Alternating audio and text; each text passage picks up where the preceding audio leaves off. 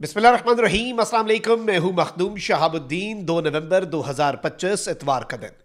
नाज़रीन इकराम, कुछ इंतहाई आम तरीन डेवलपमेंट्स हैं जो आपके सामने रखनी है। भारत इस वक्त अपनी सर्वेलेंस, अपनी एक्टिविटीज़, अपना मिलिट्री बिल्डअप एक ऑल टाइम हाई पे ले जा चुका है। और पाकिस्तान और भारत के बॉर्डर पर जो GPS जैमिंग है, जो इलेक्ट्रॉनिक वॉरफेयर में बहुत एक इंपॉर्टेंट और क्रूशल मरहला होता है, एक बहुत इंपॉर्टेंट स्टेप होता है।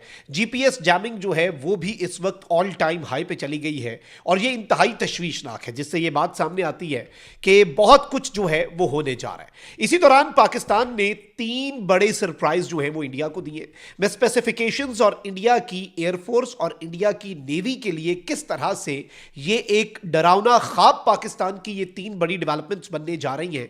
एक तो पाकिस्तान ने सरफरोश ड्रोन जो है वो अनवेल कर दिया है। और याद रखिएगा, ये जो तीनों सरप्राइजेस हैं ये पाकिस्तान के अपने बनाए हुए इंडिजिनस सरप्राइजेस हैं जो इंडिया को मिलने जा रहे हैं। और इंडियन नेवी और इंडियन एयरफोर्स के लिए ये एक डरावना ख्वाब बनेंगे। एक तो सरफरोश ड्रोन है, फिर इसके साथ ही साथ शाहपर 3 जो है ये नेवल ड्रोन है। ये जो कुछ करेगा वो भी आप अंदाजा नहीं कर सकते। और तीसरी बड़ी डेवलपमेंट है Jinnah class guided missile frigate. ये 2 बड़े सरप्राइजेस पाकिस्तान नेवी की तरफ से हैं और एक बड़ा सरप्राइज जो है वो पाकिस्तान एयरफोर्स देने जा रही है। ये सारी डिटेल्स मैं आपके सामने रखता हूं। अगर अभी तक आपने इस वीडियो को लाइक नहीं किया तो लाइक जरूर कर दें।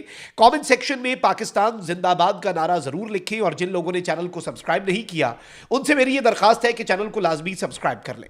नाज़रीन इकराम, इस वक्त एक तो मैं आपको ये बता दूं कि जो पाकिस्तान और इंडिया के बॉर्डर के करीब रीजन्स है वहां पर GPS जैमिंग, GPS सिग्नल्स आपको पता है नेविगेशन के लिए इस्तेमाल होते हैं, तो वहां पर GPS जैमिंग जो है वो इस वक्त बहुत ज्यादा शदीद तरीन हो चुकी है।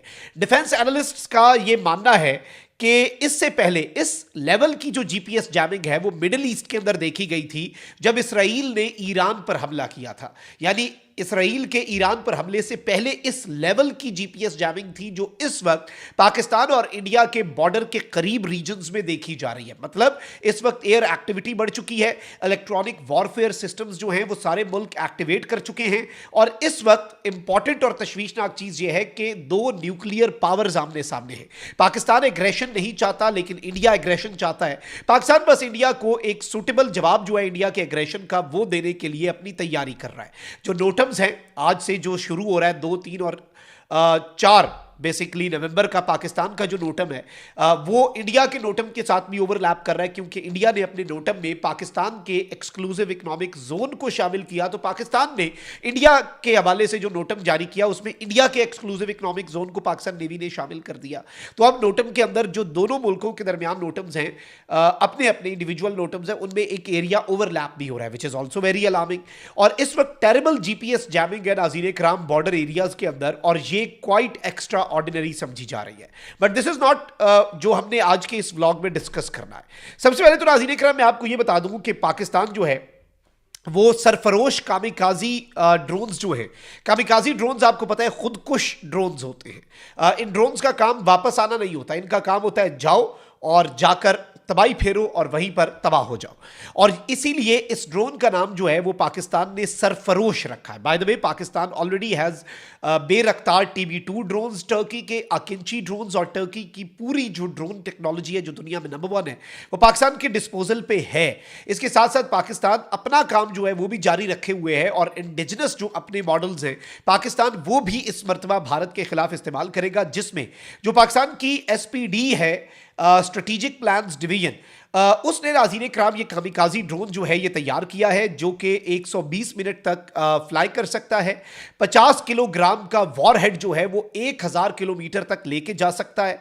और ये एक लोइटरिंग म्यूनिशन है जो कि बिगेस्ट सरप्राइज होगा इंडिया के लॉन्ग रेंज इंडियन टारगेट्स जो हैं, बेसिकली हमारे जो इंडिया के अंदर टारगेट्स हैं उनको लेकर पाकिस्तान का ये ड्रोन, मार्क माई वर्ड्स, ये लिख लें, सरफरोश ड्रोन। अगर इंडिया एक जंग का एडवेंचर करता है तो ये कुछ सरप्राइज होंगे, ये नाम बाद में उस जंग के चलेंगे कि भाई ये सब कुछ हुआ था। जैसे हम इंडिया के साथ मई वाले टाकरे से पहले कहते थे don't keep an eye on JF-17, this time keep an eye on J-10C multi role aircraft और उसमें PL-15 मिसाइल। अभी तो जो टर्की या चाइना और पाकिस्तान के दोस्त ममालिक की तरफ से अचानक से पाकिस्तान को कुछ मिलेगा और पाकिस्तान वो अनवेल करेगा, वो सरप्राइजेस अलग हैं। ये वो सब कुछ है जो पाकिस्तान अपना तैयार कर चुका है। फिर इससे भी ज्यादा नाज़रीन इकराम, पाकिस्तान की नेवी जो है वो Shahpar 3 naval unmanned combat aerial vehicle जो है वो लॉन्च कर चुकी है। और इसमें जो चीजें हैं वो इंडिया के लिए और इंडियन नेवी के लिए बहुत खतरनाक है। कुछ टेक्निकल टर्म्स हैं, मैं आपको सादा लफ्जों में जितना आसान हो सका समझाने की कोशिश करता हूं। एक तो ये जो शाहपर 3 नेवल ड्रोन जो है ये नेवी इस्तेमाल करेगी।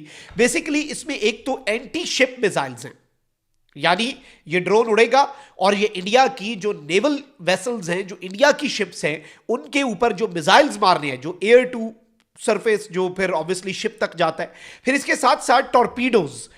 टॉर्पीडोज क्या होता है नाज़रीन इकराम, ये टॉर्पीडोज भी ले के जा सकता है। टॉर्पीडो एक टर्म होती है, ये cigar shaped self propelled under water missiles होते हैं, ये पानी के नीचे तक। और ये करते क्या है जी, ये बेसिकली या तो किसी शिप में से फायर किए जाते हैं टॉर्पीडोज, या फिर ये सबमरीन जो पानी के अंदर होती है उसमें से, या फिर ये पानी में ड्रॉप किए जाते हैं from sub aerial basically vehicle, चाहे वो ड्रोन हो चाहे वो फाइटर जेट हो। और ये करते क्या है, ये अपने टारगेट पे जाकर ये एक्सप्लोड करते हैं। इनकी शेप जो है वो सिगार की तरह की होती है टॉर्पीडोज की।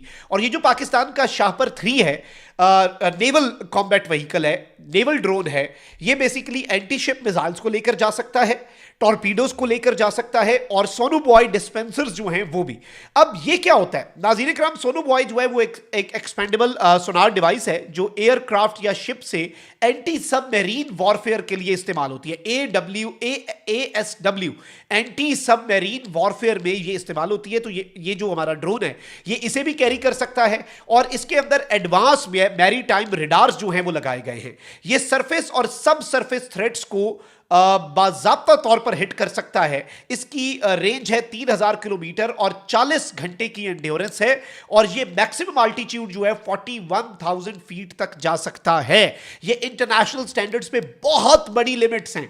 टेक्निकल टर्म्स में सादा बात यह है कि भाई इंडियन नेवी का भुरकस निकालने वाला ये ड्रोन है जो पाकिस्तान की नेवी के पास आ चुका है। फिर इसके साथ ही साथ नाज़रीन इकराम, पाकिस्तान जो है वो कराची के अंदर ही टर्की के साथ मिलकर Jinnah class guided missile frigate तैयार कर रहा है।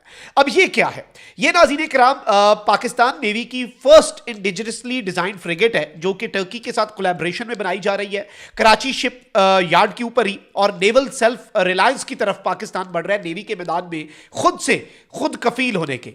और ये मल्टी मिशन वॉरफेयर है नाज़रीन इकराम। ये एयर थ्रेट्स को, सरफेस थ्रेट्स को और अंडर वाटर थ्रेट्स को, पानी के अंदर जब एक शिप है आपकी तो फजा से थ्रेट आ सकता है, सरफेस पे पानी के, या अंडर वाटर सबमरीन, तो ये इन तीनों थ्रेट्स को साइमल्टेनियसली हिट कर सकता है। क्यों जी, सिंपल टर्म्स में इसके की फीचर्स मैं आपको समझा देता हूं। एक तो इसके ऊपर 76 mm सुपर रैपिड गन है, ये पावरफुल सरफेस अटैक्स के लिए है। फिर इसमें cell based surface to air missiles हैं, एनिमी एयरक्राफ्ट को या मिसाइल्स को, यानी इस पर भी हमला हो सकता है ना, तो एनिमी का एयरक्राफ्ट या मिसाइल जो है ये उसे शूट करने के लिए इस पे सिस्टम लगाया गया है। इसमें 4x4 surface to surface missiles हैं, यानी इसमें smash supersonic anti ship missiles की तरह के जो लॉन्ग रेंज स्ट्राइक कैपेबिलिटी है वो है। फिर इसके ऊपर एक 3D सर्वेलेंस रडार लगा हुआ है जो एयर और सी टारगेट्स को एक ही लम्हे पे डिटेक्ट और ट्रैक करता है। फिर इसमें क्लोज इन वेपन सिस्टम है, यानी ये शिप की लास्ट लाइन ऑफ डिफेंस है अगेंस्ट मिसाइल्स।